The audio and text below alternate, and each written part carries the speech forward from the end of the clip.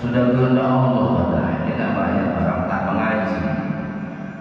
Ada 5 tahapan agar orang itu dihukumi mendapat ridho Allah atau dapat murka Allah, tetapi masih dalam keyakinan yang betul. 5. Pertama, dia orang beriman, mentuhankan Allah. 1. Yang kedua, berilmu, tahu tentang perintah dan larangan Allah. Ketiga, pilihan sendiri, namanya iradah juz'iyah. Keempat, Allah kabulkan pilihannya itu. Kelima, diberikan balasan. Apa contohnya?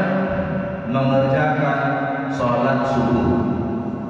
Contoh kita ini, kita beriman sama Allah, ya Allah Tuhanku, aku orang Islam. Kedua, berilmu, Allah perintahkan sholat subuh wajib. Tadi pagi bangun jam 5, sadar dia, maka memilih, saya sholat subuh lah ya Allah, mau ke masjid. Allah tengok hati kita, ditengok Allah hati kita, apa hati dia? Oh, dia mau ke masjid, mau baiknya, maka Allah kabulkan. Kamar mandi lancar, semua lancar, jalan sehat, mulus semuanya, sampai ke masjid sholat subuh berjamaah. Dengan izin siapa ini? Izin Allah. Kemudian sesuai dengan perintah Allah, Allah ridho, karena yang kita inginkan sesuai dengan perintah Allah. Allah kabulkan yang kita inginkan, yang sesuai perintah Allah, Allah ridho. Yang kelima, dijanjikan ganjaran pahala surga. Sebaliknya, orang Islam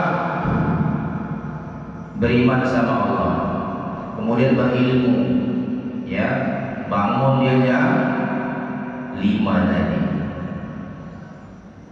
bukan sholat dia, ngeng keretanya kemana? Pajak, beli sayur, buka geli sampah dia.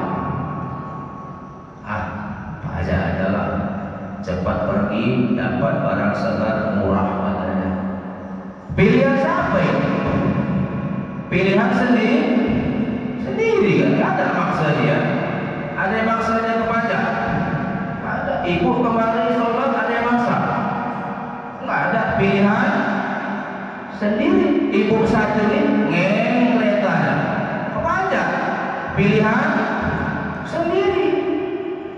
Nggak lagi halangan, lagi suci. Kemudian sampailah jam 6:30, udah habis waktu subuh, terhitung nggak sholat, dari rumah ke pajak belanja, izin siapa? Izin Allah. Allah izinkan. Kalau tak diizinkan Allah, tak bisa dia kolek letak, tak bisa kerana macam, tak bisa dia pergi. Karena di hatinya terbesit, pajak ada laku, biar dapat barang bagus, untung. Nggak ingat dia perintah sholat, dikabulkan Allah pajak ini.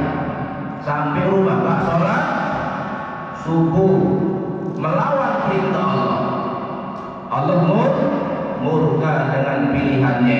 Walaupun dikabulkan, tapi Allah murka, diancam siksa neraka. Jadi kalau si ibu tadi pulang, Bu, ibu nggak sholat subuh, udah izin Allah. Pintar atau nggak pintar? Udah izin Allah, nggak sholat subuh. Bukan izin Allah, ibu yang pilih. Dikabulkan Allah pilihannya tadi. Itu tadi berkenaan dengan munfasil pada sifat. Tidak ada sifat yang serupa dengan sifat Allah yang lain selain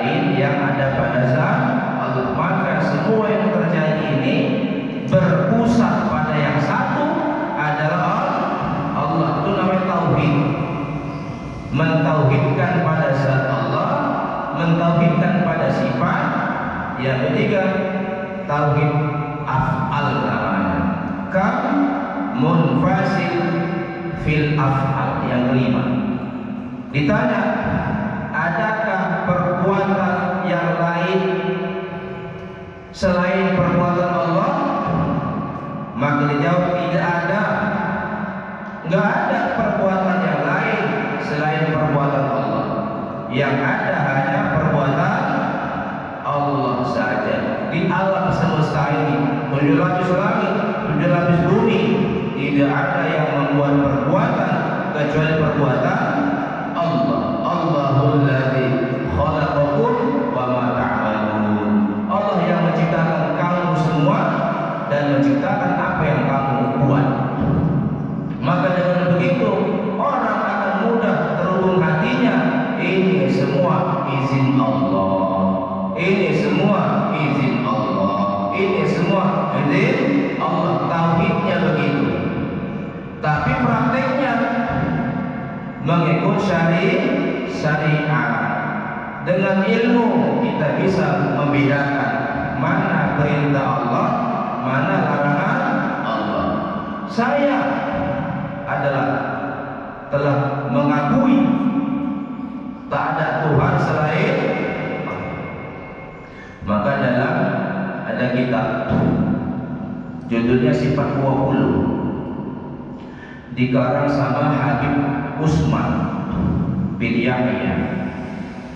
Kitabnya itu lebih kurang umurnya 120 tahun yang dulu, zaman Belanda. Beliau itu mufti, ya, mufti yang diangkat kerajaan Belanda zaman itu. Walaupun orang sebagian kontroversinya ada juga yang protes tentang diri beliau itu, karena diangkat kerajaan Belanda. Jadi bagi saya nggak masalah, itu politik. Memang zaman penjajahan yang punya legal ngatur Indonesia ya Belanda. Sampai Piala Dunia pun mengirim putusan ya Hindia Belanda. Tapi terserah, ada kontroversi yang silakan. Yang saya pahami, beliau ulama, ada kitabnya bermanfaat buat umat Islam. Salah satu kitabnya itulah Sifat 20. Di dalam kitabnya itu beliau ada menerangkan tentang masalah tauhid. Apa yang diterangkan beliau di situ? Beliau menerangkan bahwasanya nikmat yang paling besar yang Allah berikan kepada hambanya adalah nikmat iman dan Islam. Nikmat terbesar yang Allah berikan kepada hambanya adalah nikmat iman dan Islam.